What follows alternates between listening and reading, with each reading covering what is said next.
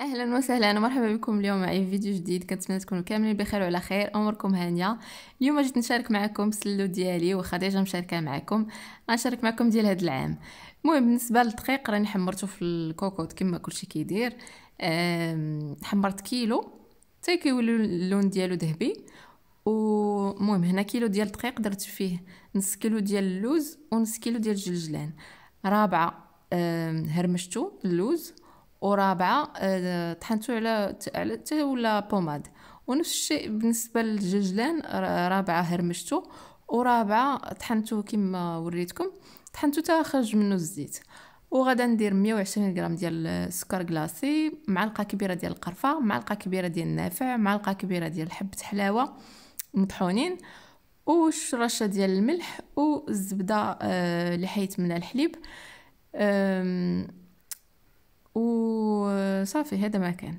صافي وخليت هذا الجلجلان صاين واحد شويه، واللوز مقلي حتى هو خليت منه واحد شويه غير الديكور.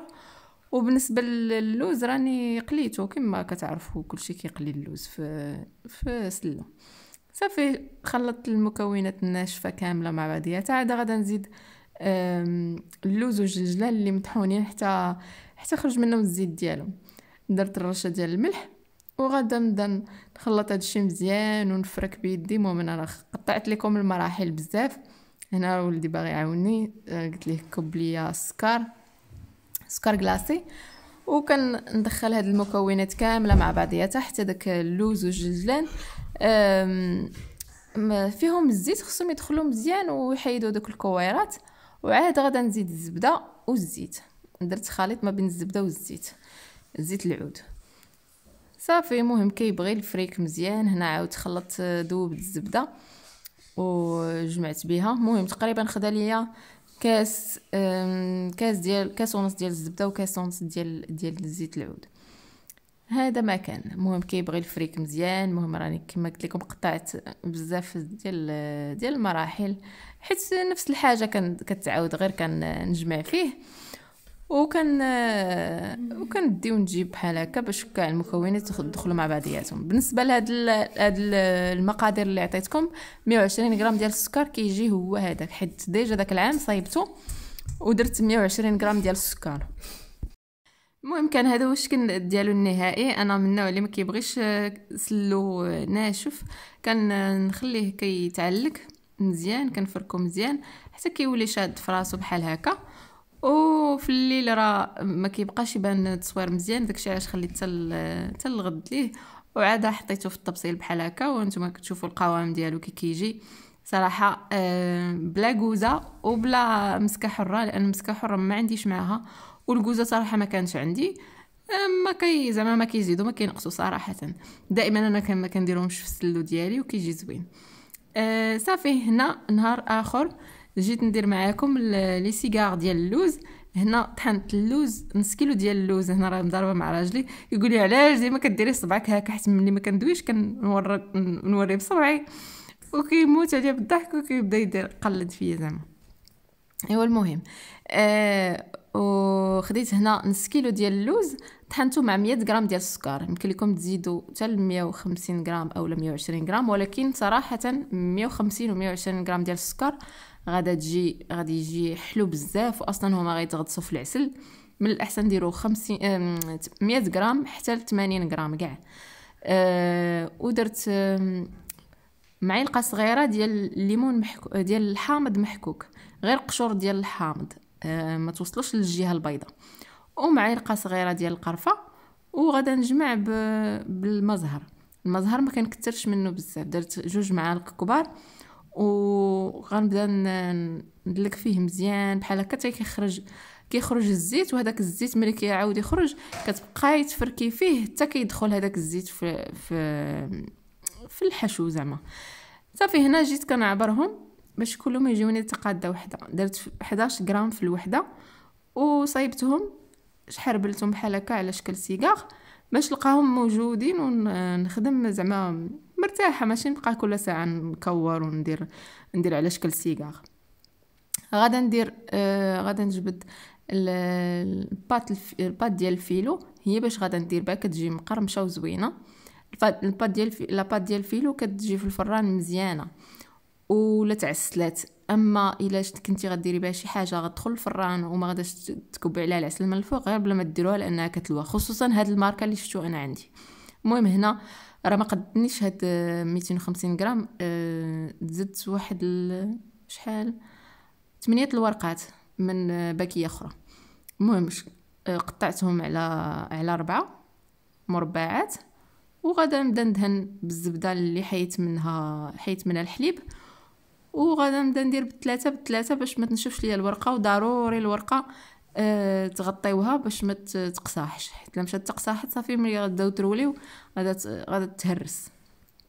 والعقده حتى هي ضروري تغطيوها بحال هكا. المهم هانا شفتو جد الزبده، غادا نبدا ندهن بالبانسو ونحط كما قلت لكم العقده ونبرم. ونبرا هذا الفيديو شارح راسو صراحه جاو زوينين ومقرمشين. المهم غادا تشوفوا النتيجه النهائيه ديالهم. موالفه كندير صراحه بقلاوه هذيك المبرومه اللي كتلوي وديري داك العود وتكمشيها. كل عام كنديرها. قلت هذا العام غادا نبدل شويه، ما غاداش نديرهم. ندير سيجار صراحه اول مره نديرهم، ما عمري ما درت لي سيجار. والواحد يبدل شويه، عطا الله الفيديوهات في يوتيوب، عطا الله الابتكارات والجديد، قلنا علاش لا ما نبدلوش. المهم كل واحد كيدير داكشي اللي في استطاعته اللي يقدر يديرو، وكل واحد راه خيره في دارو. المهم حنايا في هذا الشهر الفاضل كنبغيو نديرو واحد المجهود ونوجدو كيكون زوين رمضان صراحه واخا في الغربه. المهم حنا لما درناش هاد الاجواء ديال التوجاد وشباكيه وسلو، تشمي ريحه سلو في الدار ولادك ملي يدخلوا، واخا انا عندي غير ولدي واحد ولادك زعما على الناس كيدخلوا من المدرسه كيشموا ريحه سلو، ريحه شباكيه، ريحه الدقيق. داك النهار انا ولدي دخل شم ريحه الدقيق كيقول لي مسا سطونبو شنو هو هادشي؟ قلت لي راه الدقيق محمر هذاك. كيبقى داكشي زعما لاصق ليهم في الذاكره، يعرفوا التقاليد ديالنا ويعرفوا شنو كنوجدوا، شنو نديروا في رمضان. ايوا صافي هذا ما كان. قولي لي طولت علينا في الهضره لان كلشي راه شارح راسو. صافي كما شفتوا حطيت هذوك لي سيجار ديال العقده وبديت كنبرم. ما حدكم نتوما كتبرموا وكتدهنوا لا بانت لكم شويه بدات تنشف، دهنوا عاوتاني بالزيت. ما كنسدها لا ببيض البيض لا والو، بهذيك الزبده ديالها هي باش كتسد. صافي غادا نكمل بحال هكا نكمل جميع هذاك نكمل زعما لا كونتيتي اللي عندي كامله. بالنسبه للفران غادا تسخنوه غير على 175 ولا 180 قبل ما تدخلوهم. اون فوا تدخلوهم للفران ديروا هبطوا الحراره ل 160 حتى 165 كاع. صافي هما راه دغيا كيطيبوا 20 دقيقه الى كثروا، وما تخليهمش يتحمروا بزاف. المهم غادي يبان لكم غيبدا يخرج منهم، غادا تخرج منهم هذيك الزبده غتولي بحال الزيت. المهم غادي يبقاو تيشربوا هذيك الزبده كامله اللي خرجت منهم. صافي وتخرجوهم. المهم تبقاو حاضين لا يشمتوكم ويتحرقوا. المهم هنايا مع كاينين شي وحدين بديت بهم وما كانوش مغطين مزيان من التحت بحال تحلوليه، كنعاود ندهنهم من التحت بالزبده وغادا نعاود ندهن بالزبده من الفوق كاملين، وغادا ندخلهم للفران. صافي من بعد اون فوا غادي نخرجهم من الفران غادي نكب عليهم العسل هذيك الساعه. العسل بارد وهما سخان، صافي كيبقاو حتى يشربوا هذاك العسل، وكنقلبهم بالجهه الاخرى لتحت. ملي كيشرب هذاك العسل نقلب السيجار الجهه الاخرى باش حتى هي يدخل فيها العسل. واخا كنكبهم من الفوق ماشي بحال ملي كيبقاو غارقين في العسل. المهم نقول لكم خليتو شي 3 سوايع بحال هكاك هما مرقدين في داك العسل وشربوه كامل. زعما ما شاط شي حاجه قليله، وملي درتهم في لي بواط كبيتو عليهم من الفوق. صراحه شربوا العسل مزيان. هما لما شربوش العسل العسل مزيان راه ما يجيوش زوينين. وحاجه اخرى ملي ديروهم في لي بواط ما ديروش الغلط اللي درت انا نسيت مع الليل درت وحده فوق من وحده. نتوما فرقوا بيناتهم بشي يا اما بشي ميكا ولا بشي هذاك الورق الزبده صافي. وغادا نسد عليهم وحده نخليها واقله في الثلاجه وحده غنخليها هكاك زعما برا. هذا مكان بصون بوجي.